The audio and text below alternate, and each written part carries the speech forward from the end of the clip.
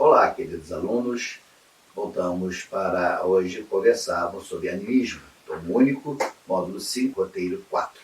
A palavrinha que muitas das vezes é utilizada por alguns para depreciar um irmão no sentido da mediunidade, ou no sentido de uma manifestação, dizendo que isso é fruto da imaginação dele. Quando, na verdade, ele está inserido, apesar de não ser um fenômeno mediúnico, ele está inserido dentro dos estudos da mediunidade porque tem a ver com essa ligação do espírito com o mundo espiritual, onde veremos que neste caso, neste fenômeno, não há interferência direta dos espíritos. Então, o animismo, né, é algo próprio da alma, é gerado pelo próprio espírito encarnado. Não há interferência do mundo espiritual.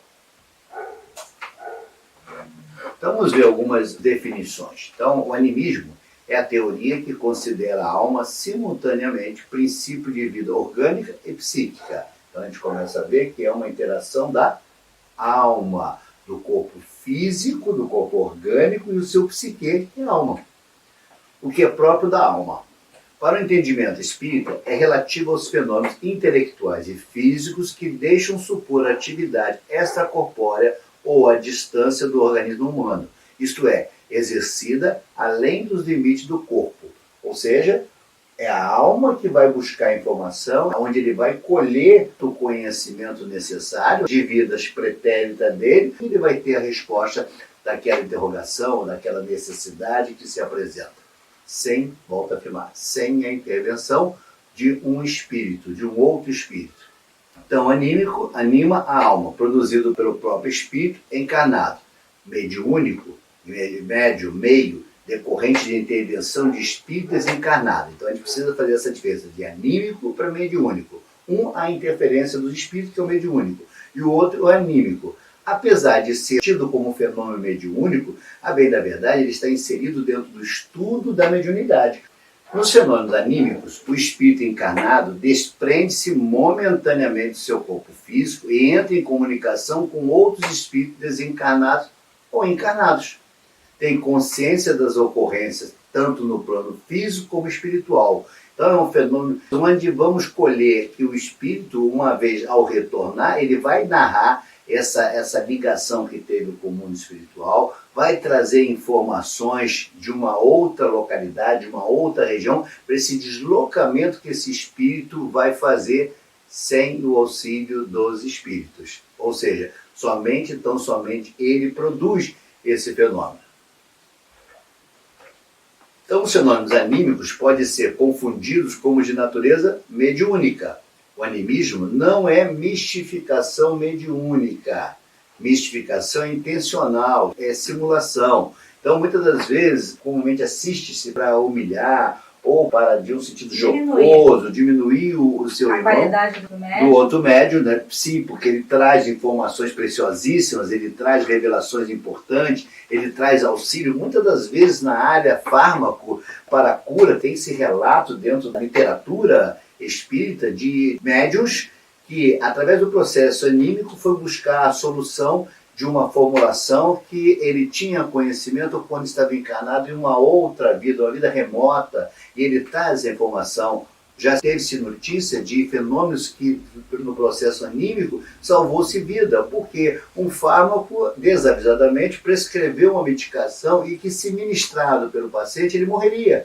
E, no entanto, esse médium, num processo anímico, vai buscar suas reminiscências e vai fazer a correção daquela formulação e salva o paciente. Então, nós observamos que o fenômeno anímico ele tem uma valia enorme, onde o médium, o espírito encarnado, através desse deslocamento, é que vai encontrar as informações necessárias.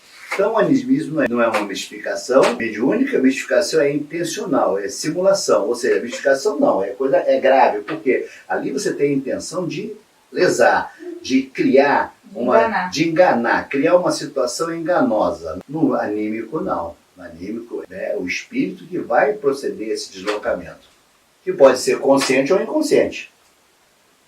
Em qualquer fenômeno mediúnico, a presença do fator anímico é inevitável, pelo fato de o comunicante espiritual valer-se dos elementos biológicos, psicológicos e culturais do médium para elaborar e exteriorizar a sua mensagem. Ou seja, em toda manifestação mediúnica, você vai ter um processo anímico também. Por quê? Ali também ocorre a interferência do espírito do médium. Então, numa composição ditada pelo mundo espiritual, alguns estilos podem vir do médium. Olha aí o processo anímico se confundindo com o mediúnico. Por isso que é muito difícil separar o que é de um e o que é de outro, principalmente no início, que a gente vai ver agora, no início da prática da mediunidade. Então ele nos adverte que o animismo também está presente no mediunismo. Quando começamos a educação da mediunidade, digamos que somos 80% anímicos e 20% mediúnico. Olha aí, sendo uma manifestação, não um fenômeno, digamos assim, mediúnico, mas sim um fenômeno ligado à mediunidade. À medida que vamos educando a faculdade, teremos diminuído a dosagem do fenômeno anímico até reduzir as expressões bem menos significativas. Ou seja, quando começa a ocorrer a interação do médium e o espírito que aditar a informação, na medida que isso vai evoluindo, na medida que ele vai se educando, ambos vão se educando, esse fenômeno anímico vai diminuindo. E essa interferência do médium, do espírito do médium, diminui sensivelmente até que haja uma perfeita comunicação entre médium e espírito comunicante. Já falamos que o bom médium ele precisa estudar muito. E um dos fatores que ele precisa estudar muito é que ele precisa se conhecer. Ele não tem como separar o que é anímico, o que é mediúnico, se ele não conhecer a si próprio. Porque ele primeiro tem que se conhecer para ele poder diferenciar se aquela comunicação vem de um outro espírito. Por isso que a gente fala aqui que no início da mediunidade, quando está se começando a praticar a mediunidade, nós somos 80% anímicos. À medida que vamos estudando, que vamos nos preparando melhor, que vamos nos conhecendo, aí sim a gente começa a separar e entender que aquela mensagem eu tenho que tirar o que é o pensamento meu, médium, para depurar o que é a comunicação do espírito. E continuo dizendo, neste fenômeno não é mistificação, não há o fenômeno da mistificação. Ali é a interferência do espírito do médium num processo anímico. Então, é muito importante entender essa diferença entre mistificação e o processo anímico. O animismo, nos fenômenos mediúnicos, eles têm de efeitos físicos e de efeitos intelectuais.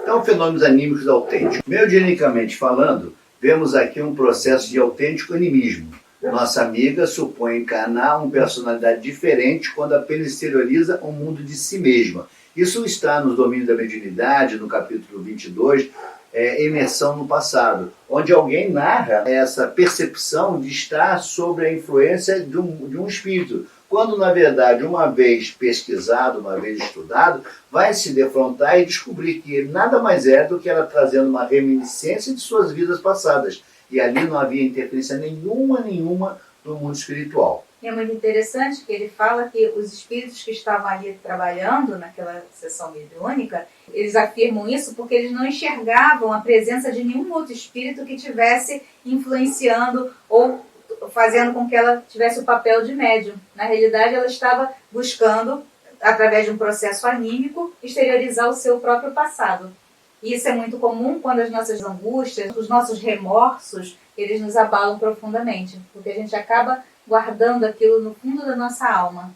E André Luiz fala em um dos seus livros que a gente tem que aprender a se perdoar, para a gente poder ter uma vida melhor quando encarnar. E observe que esse fenômeno que nós estamos narrando aqui, desse processo anímico, não é um desvio comportamental, não tem a ver com as doenças psíquicas, nada parecido com as doenças psíquicas. Ele não está exteriorizando uma dupla personalidade, não. Ele efetivamente está trazendo a reminiscência da sua vida passada à vida presente. Não é um distúrbio psíquico que merece estudo e cuidado médico. É um fenômeno que necessita ser estudado, não no sentido clínico de uma doença, mas sim de um sentido mediúnico, de educar essa mediunidade. Então, é por vezes muito difícil distinguir num dado efeito o que provém diretamente da alma do médium do que promana de uma causa estranha, espírito desencarnado, porque com frequência as duas ações se confundem e convalidam. Então, é muito comum o médium, as suas reminiscências reencarnatórias, ele trazer esse conhecimento e, quando em contato com o mundo espiritual, eles vão fazer essa troca, essa simbiose de conhecimento. E isso, para o médium, é difícil essa percepção, saber quando é um, quando é outro. Só possível depois de muito tempo e de estudo prolongado para ele compreender quando é um mundo espiritual, quando efetivamente é uma lembrança ou um resgate das reminiscências de vida passada. Até porque ele, como a sua bagagem como encarnado, nessa mesma existência, ele vai ter ali uma forma de ver, de enxergar, de interpretar aquela mensagem. E fica muito difícil ele largar todo o seu conteúdo, a sua forma de enxergar, na hora de transmitir aquela mensagem. Então, por isso que fica difícil do médium ele separar o que é dele do que é a comunicação espiritual.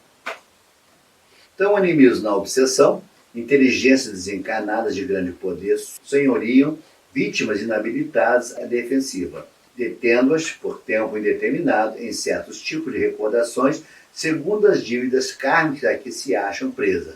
A vítima desse processo de fixação não pode ser categorizada à conta de mistificação inconsciente, pois representam, de fato, os agentes desencarnados a elas ungidos por teias fluídicas. Então está te mostrando que no animismo ele pode também ser presa de um processo obsessivo, que vai trazer toda aquela angústia, todo aquele sofrimento, todo aquele arrependimento vivido por aquele espírito, por aquela alma encarnada, por aquele ser encarnado, e vai trazer aflições a esse ser. Então é por isso que é importante nós observarmos que é o animismo, que é uma influência obsessiva. Note, aqui nós estamos falando de um processo obsessivo se valendo do animismo, ou seja, trazendo toda a carga de sofrimento daquele espírito, a lembrança, para que ele se sinta fragilizado, magoado, em sofrimento, em sentimento de culpa, o aprisionando.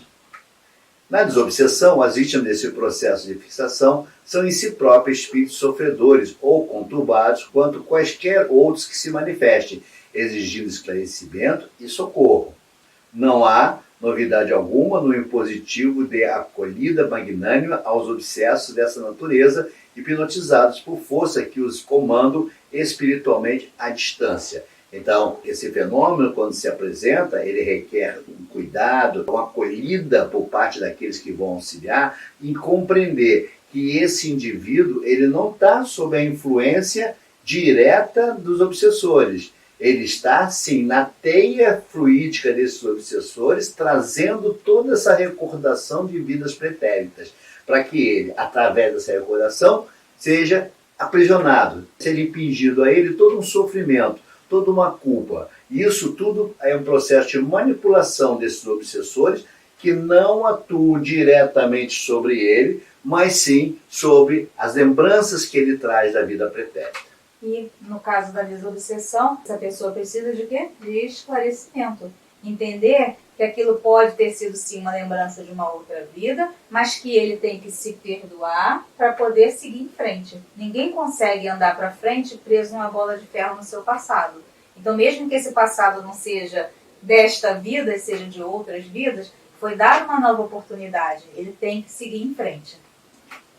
Então não vão faltar exemplos nos manicômios, e as penitenciárias estão repletas de irmãos nossos obsediados que, alcançando o ponto específico de suas recapitulações do pretérito culposo, a falta de providência reeducativa, nada mais puderam fazer que recair na loucura ou no crime.